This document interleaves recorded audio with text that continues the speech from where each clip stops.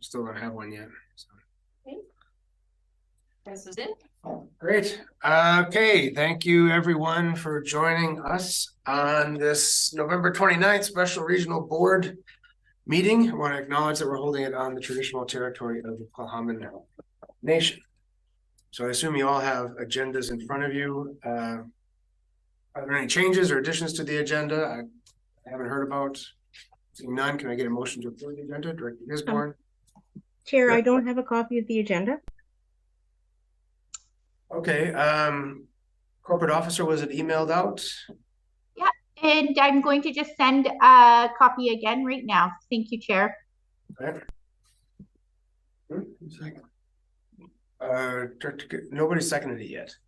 So we have Director Gisborne moved. Okay, Director Lennox seconded it. Any discussion? None. All in favor? Motion carries unanimously. Thank you. No delegations and inquiry. Oh, sorry. Oh, yeah, sorry. I already did that. No delegations and inquiries. We have new business, item 4.1. I want to thank Director Gisborne for shining a light on this and bringing it, I guess, to greater attention so that we are here today. So there's a motion in front of us I came up with. I think it's a good sort of catch-all, but I was wondering, before I have somebody make the motion, if we could get the timer on the screen and say maybe 10 minutes maximum. So everybody gets a chance to speak once if they have anything to say. And then we'll either go ahead, somebody either move the motion that is in the agenda or move something similar to that. So if I have anybody that would like to speak prior to making a motion, please put your hands up. Director Gisborne. Thank you, Chair. No, I know this is an emergency board meeting, and we haven't had even the 7 days notice. There's a lot of information on the agenda. Now, usually the items that we get, they go through committee so they can be investigated, discussed, and understood prior to recommendations of the board. But my understanding is we're here because the province is being fast and forceful with their proposed legislation that would see some of the most significant changes to local government planning and land use management regime since 1985, which is ironically the year I was born. I saw the announcements, I saw the newspaper articles, the Young Anderson bulletins, and I keep hearing, well, it's targeted at municipalities and urban areas. I even was texting MLA Nicholas Simons, and he gave me a quote that he even said I could share with the board, which was, quote, regional districts representing rural areas will remain exempt from the OCP and zoning requirements, end quote. I asked some of my UBCM counterparts, and they said that's not true. Electoral areas are part of this legislation. And trying to get clarity is not easy. And, to quote other folks, they always say, well, good intention, but the devil's in the details. And there's a lot of details in this legislation. And I've gone through it and been reading it and trying to understand it. And, it'll be hard to find someone more opposed to single family zoning than I am. But this proposed legislation, I don't think actually solves the issue. And the reason why I also have a lot of issues with how this process is going is when the province makes changes that impact local governments, they should go through our union of British Columbia municipalities. But because they're ramming this so quickly, the UBCM is still trying to figure out what's going on.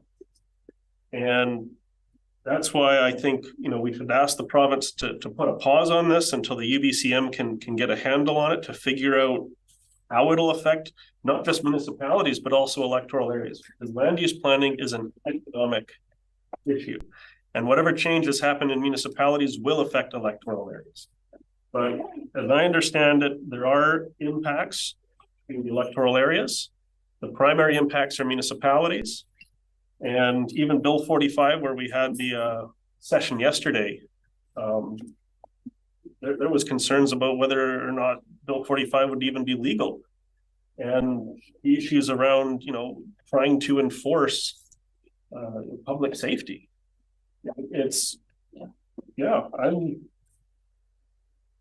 If the province wants to have a fight, Anyways, that's it for me. I want to give what others say.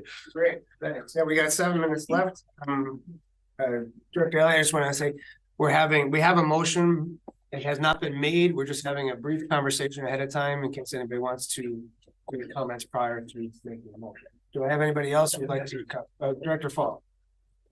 Thank you, Chair. I'll be brief, but in the attachment to the motion to the agenda, one of the City Watch statements, which I agree with, and I'll read it because I think it's really summarizes everything. The common themes of all these bills are overriding municipal government, I'd say local government authority, giving the province more power to eliminate local mayors and councils and boards from land use planning, housing approval processes, and keeping the public out of the discussion, while in effect largely clearing the government and public out of the way to allow real estate, finance, and development industry unbridled access to land for construction. And you know, the intent of dealing with some of these issues of housing and homelessness are laudable.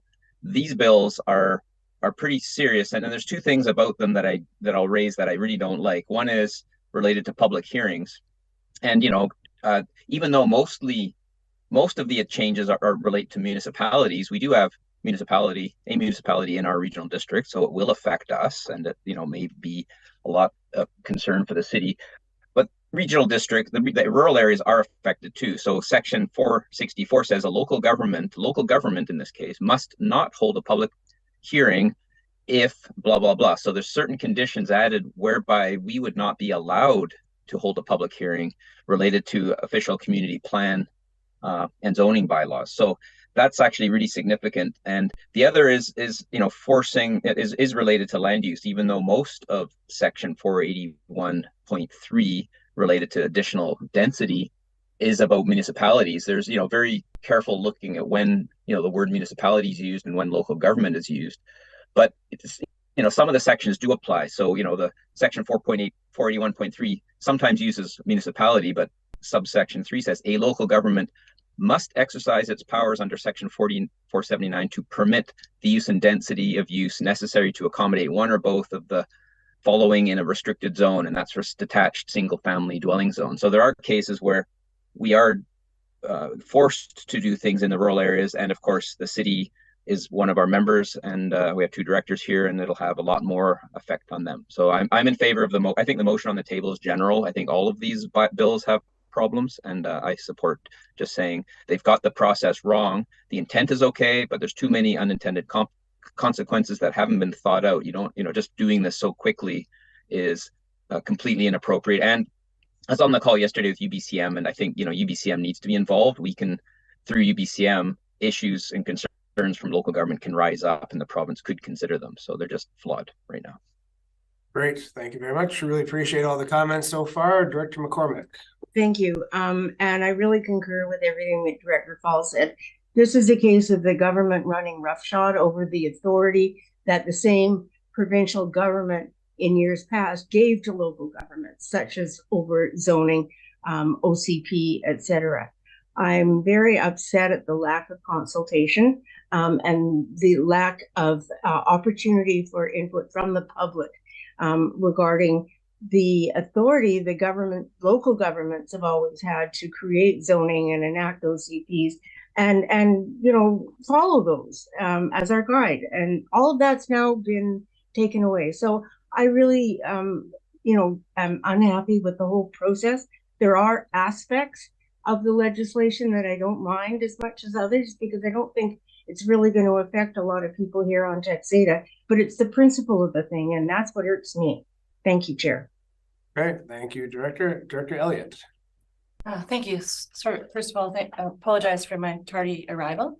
I wanted to focus my concerns on safety and the feelings that people have in their community for self-direction, and when we can't enforce safety in our community, we can have fires, vigilantism, all of these other things can crop up, causing really unintended effects.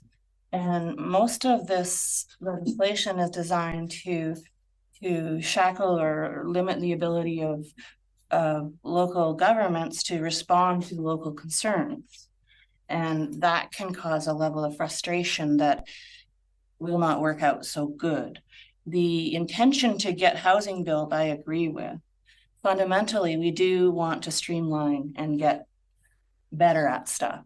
The building code is one of the main blockers, and they're not addressing that. If the intention is to offload responsibility to local governments for social things like shelters and so forth, then the taxation ability and the ability to fund that also has to come. So if municipalities can't enforce safety on the streets and people are creating a hazard and there's no way to prevent conflict over that unless we build shelters ourselves so that we can enforce injunctions, and that's the way it goes, that doesn't come with the funding, and the province is, it's not going to work out. We don't have the ability to run a deficit. We don't have the ability to react the way the province does. We don't have the funding to address what it is that is needed for a lot of these social initiatives. So I'm absolutely in favor of writing a letter. I just wanted to say to the province that I want to deal with all these issues. We want to get the housing built. We are their partners, not their enemy, and this isn't really the way to go. Okay, thank you very much. Seeing, Director Lennox. Yeah, thanks. I won't take too much, Chair. Really appreciate the other directors' comments, really reflective of what I was going to say. A lot of must-dos without any understanding of the consequences. I have the same concerns around public safety, and really those are some of the main concerns of people that live in our communities. So again, well identified. And then there's some troublesome terminology in there about reasonableness. So you know, thou must do this unless it's, you know, reasonable or unreasonable. Who's going to determine that? So this is kind of a knee-jerk, very political reaction to a situation that I think needs consultation with the folks who actually understand the communities that have to work on these issues. So appreciate the urgency. Awesome, great, thanks. Lots of good comments. I agree with everything being said. 10 minutes is up. I see no other hands. We have a motion in front of us. I'll make it. Corporate officer, do we have it pulled up? And can we get it pulled up? Everybody can see it. Oh, you're muted. I'm just going to share it, Chair. Thank you.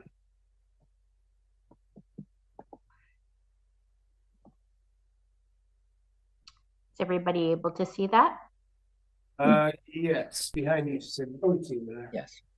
The CAO has come up with one suggestion just to add to the end of it, say including proper and respectful engagement with those being impacted, namely local governments. I'll make that motion with that addition. Okay. I'll second that. Thank Sorry. you. So, including proper and respectful, we got here, engagement with those being impacted, namely local governments. Okay, so we have a mover and a seconder. Do we have any discussion on the motion as it is on the screen? Director Gisborne, followed by Director Elliott. I'd like to thank the CAO for his addition. I was actually thinking that was needed as well. When I was looking at this issue, I was thinking, you know, should we ask for them to postpone it until they've actually done engagement with the UBCM and the Electoral Area Directors Forum so that we can work collaboratively on this issue? Because land use regulation, good land use policies can enable your community to essentially print money and foster intimacy. Well, bad policies can be strenuous and we can become strangers to one another. And I think that's where we're seeing issues around people that are isolated alone and they're freezing to death on the streets, mainly down in the lower mainland. And different local governments are doing different things. I'd like to echo, you know, what Tyler Brown said in Nanaimo, where, you know, some municipalities are already doing what the province wants, and they're actually taking it a step further. So the provincial government's proposed legislation in some jurisdictions is a step forward. In other jurisdictions, it's actually regressive. It's actually changing how they're trying to be progressive in their policies. So for example, Seashelt, where they're actually looking at, you know, just going straight to floor area ratio. And this legislation is saying, well, no, you gotta specify how many dwelling units in which class and where. And it's like, that's not collaborative. That's not working together. And the land use zoning system, it's a 100-year-old problem.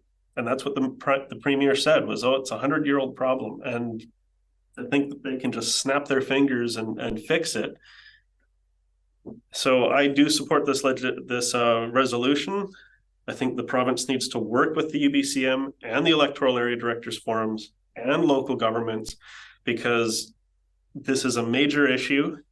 If they wanted our attention, they've got our attention. And I think we can all work together on this and actually come up with some good policies to make meaningful change in our province around housing. Thank you. Thank you, Director Elliott, and then followed by Director Vaughn. Thank you, Chair. So I think the motion is good. I really wanted to add something about the financial impacts of downloading social responsibility, and that there needs to be a plan, an assessment, an understanding of what that is when they come out with legislation like this. So I don't know if that goes in the letter. I don't think it necessarily has to be in the motion, but we could add it to the motion, including an analysis of He's taking notes down here, so yeah. Good point. So we'll get it in the letter. We're not just impacted through process, we're impacted by the expectation that municipalities are all of a sudden responsible for shelters. It's a huge impact, yeah. And what does that cost, and what's the download of all of that? Because how I read that, they want every municipality to create shelters for people within their community so that they can regulate their streets. And they want to tie that to the ability to enforce any injunctions. And so that's just one piece of the legislation, but that's the piece that I think is going to end up targeting really vulnerable people for some really bad actions, because people are going to be angry. And they're not going to, we don't have the ability to flex our budgets in a responsive way, the way the province does. It's just not there. Okay, thank you. He's scribbling away madly here to get this stuff done. So Director Fall. Thank you, Chair. I'll be brief, but I just have three little points. One is these issues are huge and they take a long time to get to where we are at, and there's no single solution. This is kind of like trying to take one step that is mostly a pile of sticks and not a lot of carrots. And if the province had taken a more modest step with some carrots and maybe some sticks, you need some sticks, we need to have some musts in there, but maybe a bunch of maize and a bunch of funding to go with it. The session yesterday, actually, so I'll speak briefly on the encampment 145. The issue is homelessness. The lawyer and those who weren't on the call, I mean, it was really useful. Hopefully a recording will be made of it. But homelessness is homeless have a constitutional right to overnight in parks, and that was a court case that I think was in Victoria. So regional districts, local governments cannot stop homelessness from sheltering in parks in certain places, but in general they can't say you can't shelter anywhere, but you can have some control through injunctions to control a bit where the sheltering is. So in other words, it's not that you can prevent sheltering by homeless, but the other part is that the lawyer was clear on this, that providing shelter and housing for homeless individuals is the responsibility of the province. That's their jurisdiction. And local governments are responsible to facilitate supporting the fulfillment of the mandate of the province. So getting at what Director Elliott's saying, local governments can figure out where and when and help, but the province needs to come up with the money or either do it or help local governments do it.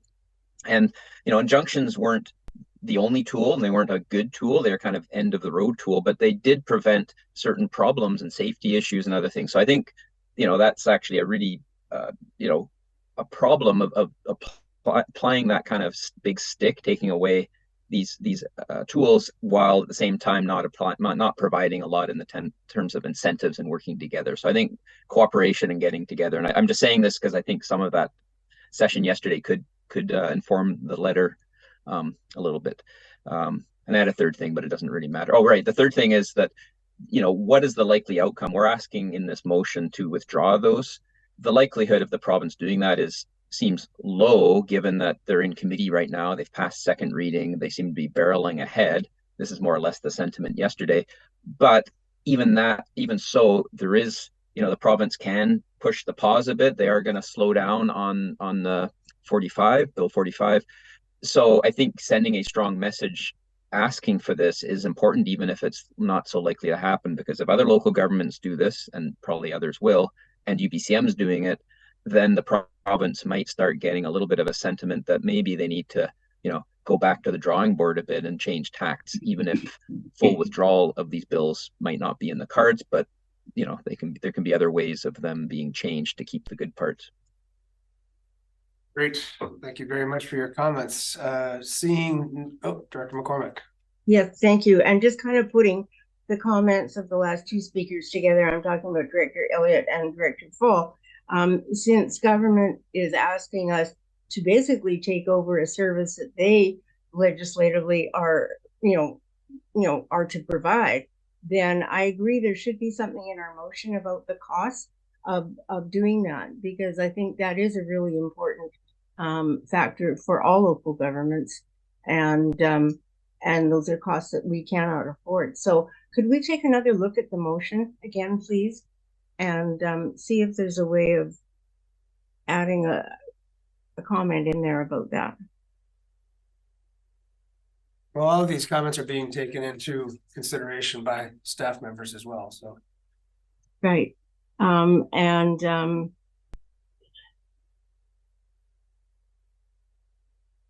not sure what the wording should be, but I would say additionally, the cost of providing a service that is under the provincial jurisdiction, the cost to local government of providing a service that's under provincial jurisdiction must be covered by the province.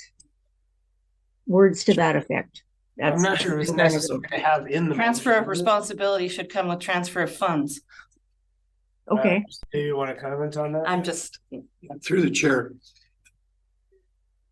In relation to Director McCormick's proposal, I don't think it's necessary, because we will include that in the content of the letter.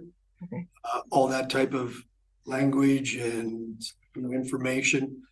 Staff have already been scouring through the various FYIs, etc., looking for those key speaking points. Also listening intently to your conversations and debate here today. I just don't want to get the motion too large, because where are we going to stop? The next thing we're going to ask to include something about public safety. We're going to write about that in the letter. So I think we've got a good format here, something that gives us something to chew on and get out, and the letter itself will be the comprehensive document. Thank you. Thank you. You're very welcome. You have a motion on the table there, which looks to me like it asks the minister to withdraw and consult on the changes to these bills. I think that should probably be enough without making assumptions on what is implied by the bill. The bill 45 on the homeless shelters simply requires that if the regional district or the municipality is going to seek an injunction to prevent homeless camps, then they will need to point people to a shelter that has certain facilities. Doesn't say the city would have to build the shelter. Doesn't say anybody would. And who would? It'd be nice if the province was building enough shelters, but we know they're not. I don't know about how many shelters there are in the regional district outside the city, but I don't think it's a very large number. And I think the number is probably closer to zero. And of that zero number of homeless shelters, I think an equal number, zero, meet the requirements in this bill. So I don't know when the last time was that the regional district sought an injunction to remove a homeless camp. I don't think that has happened in the 6 years I've been part of the board. But I agree with what people are saying, that the language seems to force local governments to do certain things, and asking them to withdraw it and to reconsider and to talk to local governments about what they're doing is probably a good idea, which is why I'll support the motion. But the more we try to put into it, farther away from likelihood of actually achieving anything, yes. So I think the motion we have in front of us is just fine. CAO. I was just wondering if Pat Devereaux was online. There he is. Right here. Through the chair, could I ask the manager of operational services to speak to what I will call the encampments happening at our RHD property and the information that you shared with me earlier in the week? So over the last few weeks, there have been maybe even into the months, there's been a few tents in the wooded area of the hospital board lands adjacent Abbotsford Street. They've come and gone. I asked the Mounties to ask the people to move on. Mounties are reluctant to do that. They tell me that there are tents in every wooded section in the downtown core. So where are they going to move them to? It's just another spot, I guess. And of course, I get complaints and calls from the neighboring properties and the association there. They don't feel safe in their own neighborhood because of some of the actions going on in the wooded area there. As you know, the board's aware from updates we've given over the last couple of years, really. I don't know what else you're looking for exactly, Chair, but that's the update. Okay, thanks. The CAO brought you in, by the way. Yeah, thanks, Patrick. The reason I brought him in to explain that is because with this legislation, we don't know what the details mean. We're all assuming. But if we don't have the ability through our local constabulary to remove people anymore, our staff will probably not have that type of power to remove them. And if you can only get people removed currently through an injunction, and that is now being taken away, and you must now have a place to put them before you can say pack up and move to, I think this puts us in a very precarious position because nobody has the answers to these things. And therefore, I think that's why we need to go down this path to get some type of pause, reconsideration, or whatever it is, because we need to know what our authorities will be in the future. And right now, it doesn't look very bright. Okay, great. Thanks very much for that. Back to Director Gisborne. Thank you. And on the point of our CAO and Manager of Operational Services, and to Director Zout's point, Bill 45 states, for the purposes of enforcing a bylaw against a person who is sheltering.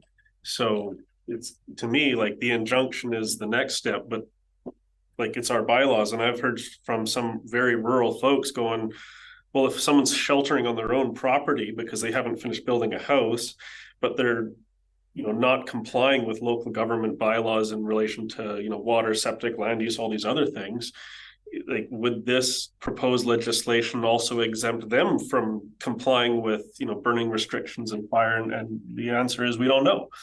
And out in Area B, there are regional district properties, for example, Paradise Exhibition Park, where occasionally a vehicle will show up and someone is sleeping in it overnight, and in the day they move on.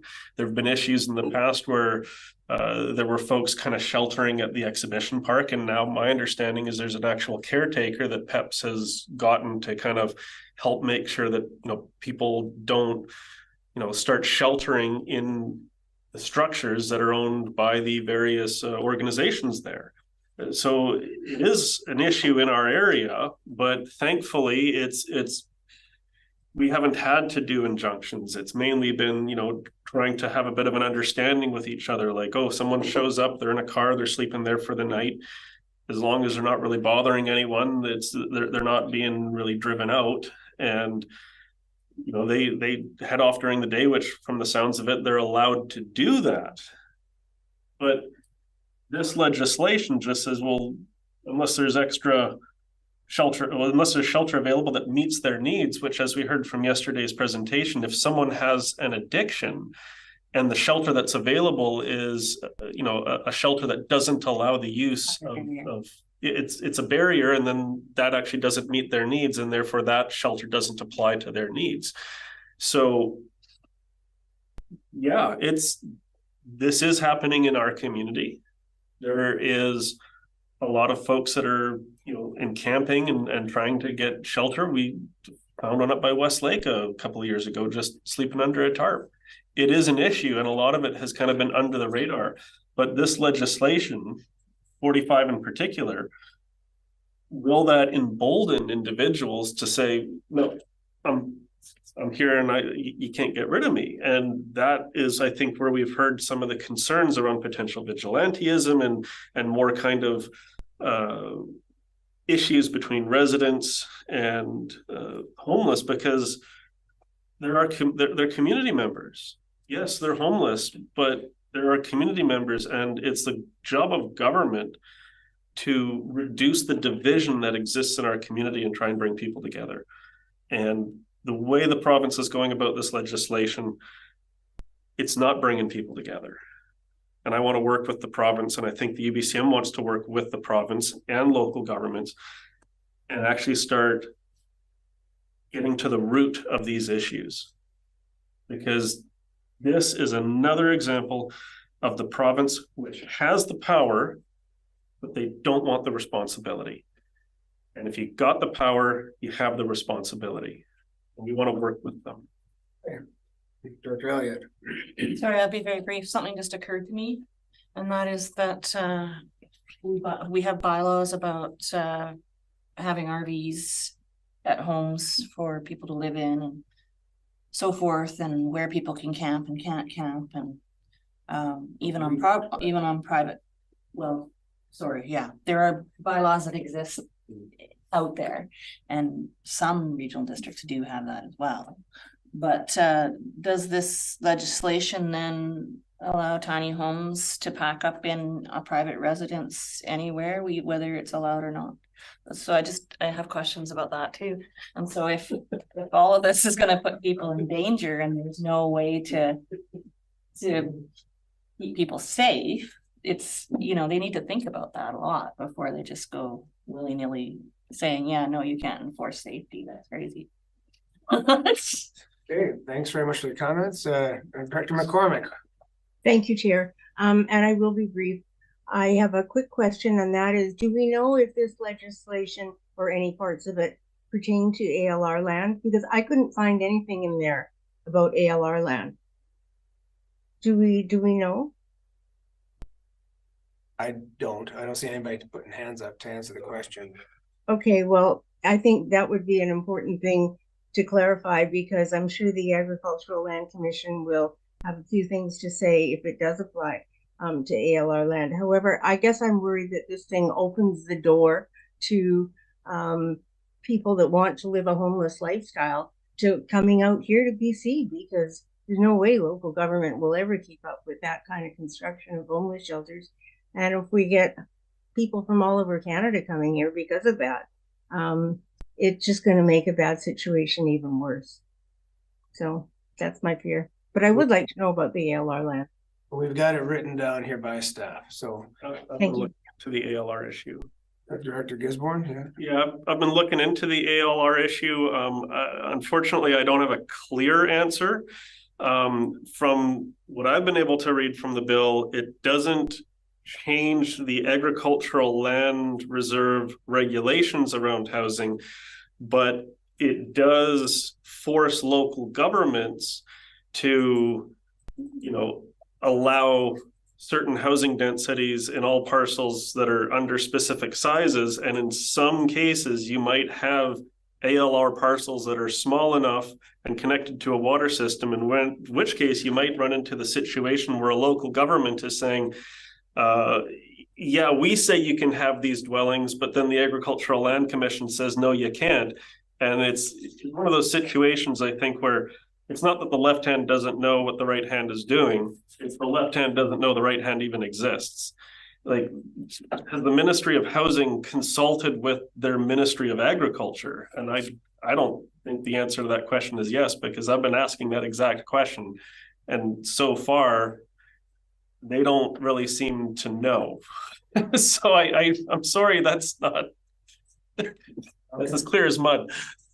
Great, and seeing no other hands, I'd like to call the vote. So all in favor of the motion? Any opposed?